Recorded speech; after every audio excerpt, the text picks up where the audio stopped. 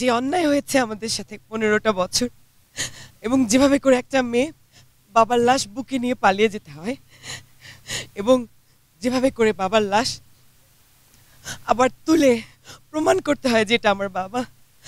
আল্লাহ যেন এইসবের মধ্যে দিয়ে কোনো একমাত্র কলিজার টুকরো মেয়েকে আর না যাওয়ায় বাংলাদেশের এই কলঙ্কিত ইতিহাস যেন একেবারে মুছে যায়। মেলান্দে এসে আমি শুনতে পেলাম মেলান্দে একজন এমপি সাহেব আছেন, এখানে আজ নেত্রী মেলান্দার উন্নয়নের জন্য এসেছেন, মেলান্দার স্কুল কলেজ রাস্তাঘাট উন্নয়নের কথা বলতে এসেছেন, মেলান্দার টেলিযোগাযোগ কেন্দ্রের কথা বলতে এসেছেন, কিন্তু ওই উন্নয়ন ওই এমপি সাহেবের কোনো খবর নাই। কারণ এমপি সাহেবের নেত্রী ওনাকে বলেছেন হরতাল করতে। গত 30 জুন জানি না কি কারণে হরতাল করতেছিলেন, ওনাকে ঢাকার রাজপথে মাঝে মাঝে বক্তৃতা দিতে শুনি, কিন্তু মেলান্দবাসী ভাইদের কাছে আজকে এসে জানতে জিজ্ঞাসা করতে চাই, আপনাদের সুখে দুঃখে আপনাদের এমপিকে আপনারা কোনদিন কাছে পেয়েছেন? জুড়ে বলুন, আর জুড়ে বলুন।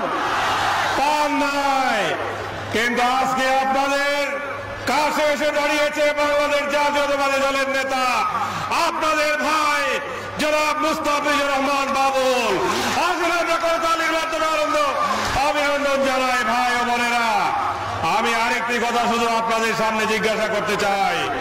ওই এমপি সাহেবের নেত্রী দেশের প্রধানমন্ত্রী ছিলেন, কিন্তু মেলান্দে কোনদিন আপনাদেরকে দেখতে এসেছিলেন? জুড়ে বলুন, কোনদিন মেলান্দে এসেছিলেন? আরো ভালো করে হাত দিয়ে বলুন, মেলান্দে এসেছিলেন? আসেন নাই। তাহলে আজ যে নেত্রী আপনাদেরকে দেখতে এসেছেন, আজ যিনি আপনাদের কথা শুনতে এসেছেন, আজ যিনি আপনাদের দেখতে আপনাদের উন্নয়নের জন্য এসেছেন, আসুন আমরা করতালির মাধ্যমে আবার অভিনন্দন জানাই নেত্রীকে। আজকের এই আগমন শুভেচ্ছা স্বাগত হয়েছে, আমাদের মধ্যে থাকুক। আপনাদের সকলকে আন্তরিক মোবারকবাদ, ধন্যবাদ।